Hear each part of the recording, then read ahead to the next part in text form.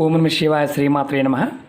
మిత్రులకి శ్రేయభిలాషులకి అలాగే నన్ను ఇంతగా ఆదరిస్తున్న యూట్యూబ్ ప్రేక్షకులందరికీ కూడా పేరు పేరు ధన్యవాదాలు. మిత్రులారా, మీ అందరికీ పరాదేవత ఎల్లవెల్లలా మీతో ఉండి మీ మనోవాంఛ నెరవేర్చాలని మనస్ఫూర్తిగా కోరుకుంటున్నాను. ఈరోజు మనం ఒక తేలికైన అద్భుతమైన ఉపాయం తెలుసుకుందాం. ఈ ఉపాయానికి కావాల్సిన పదార్థం మనం రోజు వాడుకునే రూపాయి చిల్లర డబ్బులు కావాలి, రూపాయి బిళ్ళ కావాలి, అలాగే ఎర్రటి దారం కానీ మిక్స్డ్ కలర్ దారం కానీ కావాలి. ఈ ఉపాయాన్ని ఎలా చేయాలి, అసలు ఎందుకు చేయాలి, మనకు కలిగే లాభం ఏంటి మీకు వివరిస్తాను. అలాగే చాలామంది మిత్రులు మెయిల్స్లోను కామెంట్స్లోను గురువుగారు మాకు ఈ సమస్యలు ఉన్నాయి, మాకు ఈ ఇబ్బందులు ఉన్నాయి, తేలిగ్గా పరిహారాలు చెప్పండి అని చాలామంది అడుగుతూ ఉన్నారు. మిత్రులారా, ఎన్నో ఉపాయాలు అంటే దగ్గరగా ఒక 1300 ఉపాయాలు నేను చెప్పడం జరిగింది. మీరు నా వీడియోస్లోకి వెళ్ళండి, ప్లేలిస్ట్లోకి వెళ్ళండి, మీరు ఆచరించగలిగేదాన్ని ప్రయత్నించండి. మీకు మరిన్ని తేలికైన ఉపాయాలు, ఆచరించగలిగే ఉపాయాల్ని ముందు కూడా తెలియచేస్తాను. అలాగే మీకు ఈ వీడియో నచ్చినట్లయితే లైక్ చేయండి, కొత్తగా చూసే మిత్రులు ఛానల్ని సబ్స్క్రైబ్ చేయండి, పక్కనే ఉన్న గంట సింబల్ని యాక్టివేట్ చేసుకోండి. అలాగే కొత్త ఛానల్ లింక్స్ కూడా ఇవ్వడం జరిగింది, వాటిని వీడియో డిస్క్రిప్షన్లో ఇచ్చాను, లింక్ ఇచ్చాను, అది కూడా మీరు సబ్స్క్రైబ్ చేసి గంట సింబల్ యాక్టివేట్ చేసుకోండి. మనం అసలు ఈ ఉపాయం ఎందుకు చేయాలి? చాలామందికి ఏంటంటే ఎప్పుడూ ఏదో ఒక సమస్య వెంటాడుతూనే ఉంటుంది. అలాగే వారు ఏ పని చేసినా, అంటే ఏది చేసినా పూర్తి కాదు. ఈ ఉపాయం ఎందుకు చేయాలి, ఎవరు చేయాలో చెప్తాను.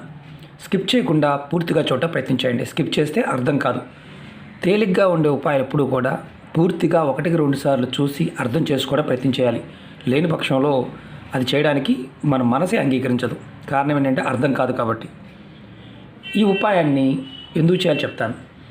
మీరు ఏది చేసినా ఆ పని పూర్తి అవ్వడానికి, మీ ప్రతి కోరిక నెరవేరడానికి ఈ ఉపాయం చేయవచ్చు. అంటే అర్థం చేసుకోవాల్సింది ఏంటంటే ఈ దేనికైనా చేయవచ్చు.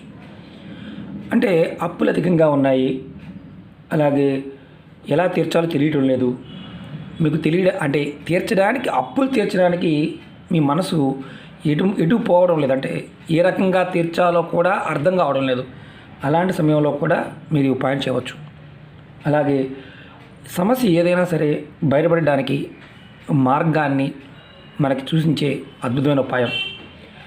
అందులో ముఖ్యంగా భార్యాభర్తల మధ్య గొడవలయ్యి దూరంగా ఉంటున్నారు. మీ భార్య మిమ్మల్ని వదిలేసి పుట్టింటికి వెళ్ళిపోయింది, లేదా మీ భర్త మిమ్మల్ని వదిలేసి వేరే దగ్గర ఉంటున్నాడు, అంటే వేరే వాళ్ళతో అక్రమ సంబంధం పెట్టుకొని మిమ్మల్ని ఇబ్బంది పెడుతున్నాడు. అది భార్య కానీ భర్త కానీ, అంటే ఒకరి దగ్గరికి ఒకరు రావడం లేదు. రావడానికి కూడా మీరు ఈ ఉపాయం చేయవచ్చు. అంటే ఈ ఉపాయం చేయడం వల్ల భార్యాభర్తలు దూరంగా ఉన్నవారు కూడా దగ్గర అవుతారు.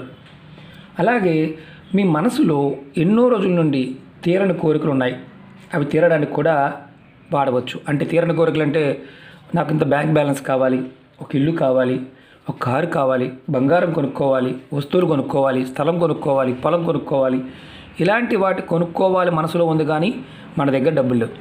కానీ ఆ ధనం పెరగడానికి ఈ ఉపాయం చేయడం ద్వారా మన మనసులో ఉన్న కోరిక నెరవేరడానికి ప్రేరణ కలుగుతుంది, మార్గాలు తెలుస్తాయి.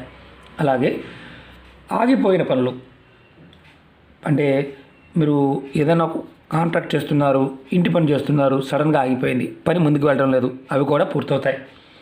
అలాగే మరి ఉద్యోగంలో ఉన్నవారు కూడా ప్రమోషన్ కోసం ప్రయత్నించేవారు, ఉద్యోగ అవకాశాల కోసం ప్రయత్నించేసేవారు, ఎవరైనా సరే దీన్ని చేయవచ్చు. ఈ ఉపాయాన్ని ఎవరైనా చేయవచ్చు. ఈ ఉపాయాన్ని ఆడవారు నెలసరి సమయంలో చేయకూడదు. ఆ 5 రోజులు కంపల్సరీగా ఆగాలి. మిగతా టైంలో ఎవరైనా చేయవచ్చు. ఎటువంటి ఆహార నియమాలు ఏమీ లేవు. ఈ ఉపాయాన్ని మనకు కావాల్సిన పదార్థం ముందు చెప్పుకున్నాం. రూపాయి, మిక్స్డ్ కలర్ దారం కానీ ఎర్రటి దారం కానీ, ఇవే కావాలి దీనికి. ఈ ఉపాయాన్ని చేస్తున్నట్లు, అంటే మీరు ఈ ఉపాయం మొదలు పెట్టకముందు మీ స్నేహితులతో కానీ, అంటే మీ చుట్టూ ఉన్నవారు చెప్పకూడదు. మీరు అంటే ఉపాయం చేస్తున్నట్టు చెప్పకూడదు. మీ ఇంట్లో ఉన్న కుటుంబ సభ్యులకి తెలియవచ్చు, కానీ బయట వ్యక్తులకి మాత్రం చేసే ముందు పొరపాటు చెప్పవద్దు. ఉపాయం చేసిన తర్వాత చెప్పండి, ప్రాబ్లం లేదు. ఉపాయం చేసే ముందు చెప్పకూడదు. అలాగే ఈ ఉపాయాన్ని ఎప్పుడు చేయాలి? ఆదివారం నాడు చేయాలి. ఈ ఉపాయాన్ని ఆదివారం ఉదయం నుండి రాత్రి లోపు, అంటే రాత్రి లోపు అంటే మీకు ఉదయం తెల్లవారుజాము 4 గంటల దగ్గర నుంచి సాయంత్రం 6 గంటల లోపు ఎప్పుడైనా చేయవచ్చు, 6 తర్వాత చేయవద్దు. ఈ ఉపాయాన్ని ఎక్కడ చేయాలి? దేవుడి గదిలో చేయాలి. మాకు దేవుడి గది లేదండి, మరి మా పరిస్థితి ఏంటి? దేవుడి గది లేకపోతే దేవుడి పటం ఎక్కడైతే పెట్టి మీరు రోజు దీపం వెలిగిస్తారో లేదా సాంబ్రాన్ని చూపిస్తారు కదా, అక్కడ చేయండి. అలాగే మీరు గుర్తుంచుకోవాల్సింది ఏంటంటే, ముందుగా మీరు రూపాయి బిళ్ళ ఇవన్నీ రెడీ చేసుకోండి. ఇది ఎప్పుడు చేసినా స్నానం చేసిన తర్వాత మాత్రమే ఉపాయం చేయాలి. స్నానం చేయకుండా పొరపాటు చేయకూడదు. ఈ ఉపాయాన్ని మీరు చేసిన తర్వాత ఎలా చేయాలో చెప్తాను. చేసిన తర్వాత దీన్ని ఎన్ని రోజులు చేయాలో కూడా చెప్తాను. మీరు ముందుగా స్నానం చేసి మీ దేవుడి గదిలో కూర్చొని ఒక రూపాయి బిళ్ళ తీసుకొని దానికి ముందు ఇలా రూపాయి బిళ్ళ తీసుకోండి. దానికి ఇలాంటి దారం, మిక్స్డ్ కలర్ దారాన్ని చుట్టండి. నేను చూపిస్తాను ఎలా చుట్టాలో. లేదంటే మామూలు ఎర్రటి దారమైన, మనం మిషన్ దారం ఉంటుంది కదా, దానైనా చుట్టవచ్చు. నేను చూపిస్తాను, అనుమానం లేకుండా ఉంటుంది. ఇది రూపాయి బిళ్ళ. దీనికి ఇలా ఈ కొసని కొంచెం బయటకు ఉంచండి. తర్వాత ఇలా చుట్టండి. ఇలా ఉంచి చుట్టండి. దీనికి ఎందుకంటే కొంచెం కట్టాలి. చూడండి, ఇలా చక్కగా మొత్తం అంతా రౌండ్గా చుట్టండి. అంతకుముందు నల్లదారంతో రూపాయిని కట్టమని చెప్పాను. అలాగే ఇది మిక్స్డ్ కలర్ దారం కానీ ఎర్రటి దారం కానీ కట్టాలి. చూడండి, ₹1 మాత్రమే, ఎక్కువ అవసరం లేదు. దీన్ని చుట్టిన తర్వాత ఏం చేయాలని చెప్తాను. ఇప్పుడు ఈ 2 కొనలు ఉన్నాయి కదా, ఈ 2 కొనల్లో ఇలా ముడివేసేయండి. మనకు రెడీ అయిపోయింది. ఇప్పుడు మనం ఏం చేయాలంటే, మన పూజా మందిరంలోనే మనం ఎక్కడైతే కూర్చున్నామో, అంటే దేవుడి పటం పెట్టుకున్నాం కదా, అక్కడే కూర్చొని చేసుకోవచ్చు. మేము కింద కూర్చోలేమంటే మీరు కుర్చీలో కూడా కూర్చోవచ్చు. ఇప్పుడు ఈ రూపాయిని మీరు కుడి చేతితో పట్టుకోవాలి. మీరు కుడి చేతితో దీన్ని పట్టుకోండి. పట్టుకొని ముందు ఏం చేస్తారంటే, మనసులో ఉన్న కోరిక చెప్పండి. తర్వాత దీన్ని ఎడమ చేతిలోకి మార్చుకోండి. ఎడమ చేతిలోకి మార్చుకొని ఎడమ చేతిలో కూడా పట్టుకొని కోరిక చెప్పుకోండి విడివిడిగా. ఇప్పుడు ఏం చేయాలంటే, కోరిక చెప్పుకున్న తర్వాత ఈ ఎడమ చేతిలో ఈ రూపాయి పెట్టి కుడి చేతితో దీన్ని మూయండి. ఇలా మూయండి. ఇలా మూసి మీరు మనసులో ఉన్న కోరిక, సమస్య గురించి చెప్పండి. మీరు ఏదన్నా దీర్ఘమైన సమస్య ఉంది, దీర్ఘమైన కోరిక ఉంది, పేపర్ మీద రాసుకొని చెప్పండి, ఇబ్బంది లేదు. ఈ రూపాయి బిళ్ళని ఇలాగే మన మనసులో ఉన్న కోరిక ఒక్క నిమిషం చెప్పుకొని తర్వాత ఈ రూపాయి బిళ్ళని మీ ఇంట్లో అమ్మవారి పటం, అంటే లక్ష్మీ అమ్మవారు కానీ దుర్గా అమ్మవారు కానీ ఏదైనా అమ్మవారి రూపంగా ఉన్న పటం వెనకాల పెట్టండి. లక్ష్మీనారాయణలు ఉన్నారని పెట్టవచ్చు, ఇబ్బంది ఏం లేదు. అమ్మవారి స్వరూపంగా ఉన్న శివపార్వతి ఫ్యామిలీ ఉందని పెట్టవచ్చా, లక్ష్మీనరసింహస్వామి ఫ్యామిలీ ఉంది పెట్టవచ్చు, ఇబ్బంది ఏం లేదు. కానీ అమ్మవారు ఖచ్చితంగా ఉండాలి. మీరు వెనకాల పెట్టి నమస్కారం చేసుకోండి. ఇది మీరు ఏం చేయాలి, ప్రతిరోజు మీరు దేవుడి వెనక పెట్టిన రూపాయి బిళ్ళని, ఏదైతే మీరు రూపాయి బిళ్ళ పెట్టారో ఈ రూపాయి బిళ్ళని ప్రతిరోజు కూడా ఇలా ఎడమ చేతిలో పట్టుకొని కుడి చేతి దానిపైన వేసి, మొదటి రోజు మీరు ఏ కోరిక సమస్య చెప్పుకున్నారో దాని గురించి చెప్పుకోవడం, తర్వాత ఆ రూపాయి బిళ్ళని మళ్ళీ అమ్మవారి పటం వెనకాల పెట్టడం. ఈ విధంగా మీరు ఏం చేయాలంటే 41 రోజులు చేయాలి. మధ్యలో మనకి ఆడవారికి నెలసరి వస్తుంది కదా, గురువుగారు అనుమానం ఉంటుంది. నెలసరి వస్తే 5 రోజులు ఆపి తర్వాత మళ్ళీ చేయవచ్చు. ఒకటి గుర్తుంచుకోండి, ఇది ఏం చేస్తున్నాము అనేది మనం ముందు రోజు ఏదైతే చేశామో అదే కంటిన్యూగా 41 రోజులు చెప్పుకోవాలి. 42వ రోజు దేవుడి వెనక పెట్టిన ఈ రూపాయి బిళ్ళని తీసి దీనికి కట్టిన దారం ఉంది కదా, నేను చూపిస్తాను. ఈ దారాన్ని ఓపెన్ చేయండి.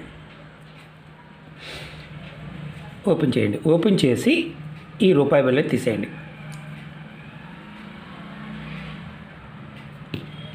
ఇప్పుడు ఈ దారం ఏదైతే ఉందో ఈ దారాన్ని మీరు ఏదైనా చెట్టు మొదల్లో పెట్టేయండి. ఇలా పెట్టేయండి, ఇసరకుండా పెట్టండి. ఈ రూపాయి బిళ్ళని మీ దగ్గరలో ఉన్న దేవాలయానికి కానీ హుండీలో వేసేయండి.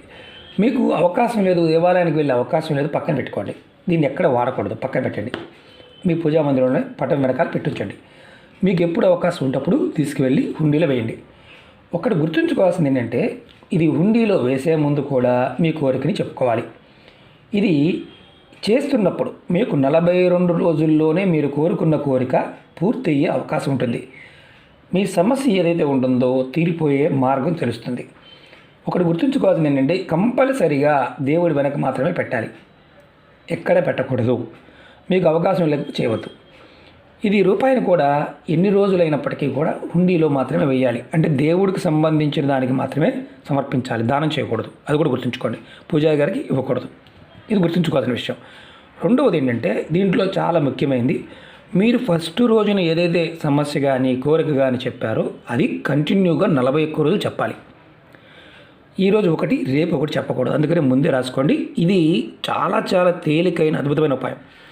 ఈ ఉపాయం చేయడం వల్ల ఏంటంటే, కాలంలో మనకు ఎదుర్కొంటున్న ఆర్థికమైన సమస్యలు, మానసికమైన సమస్యలు, కోరికలకు సంబంధించి ఆటంకాలు ఏదైతే ఉంటాయో, అది ధనరూపేణ, వస్తు రూపేణ, మానసికమైన సమస్యల ద్వారా వచ్చేవి ఏదైనా సరే తీరిపోతాయి.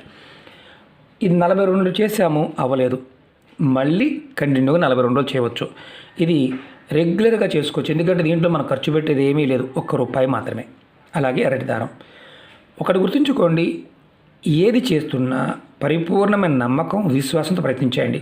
ప్రాకృతికమైన శక్తి, మనలో ఉన్న ఆత్మశక్తిని ప్రేరేపించాలి. మన చుట్టూ ఉన్న వాతావరణం మనకు సహకరించాలి. అప్పుడు మాత్రమే మనకి ఏది చేసినా ఫలితాన్ని ఇస్తుంది. అర్థమైంది కదా? మీకు ఈ వీడియో నచ్చినట్లయితే లైక్ చేయండి, ఛానల్ని సబ్స్క్రైబ్ చేసుకోండి, పక్కనే ఉన్న గంట సింబల్ని యాక్టివేట్ చేసుకోండి, 10 మంది మిత్రులకి షేర్ చేయండి. ఓం నమః శివాయ, శ్రీమాత్రే నమః.